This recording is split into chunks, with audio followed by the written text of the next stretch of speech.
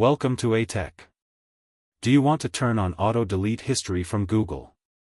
So first of all, open Chrome browser. On top right corner, click on three dots.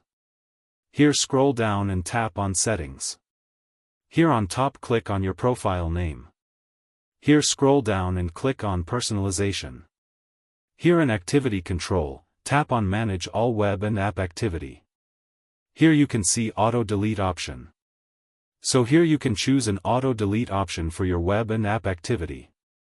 So select Auto Delete Activity option and select time period.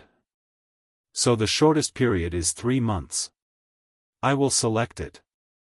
It means all my activity history older than 3 months will automatically delete from Google. Then type Next. So confirm it. And your preference is saved and your data and history older than 3 months will delete it automatically. So like this video and subscribe for more informative videos.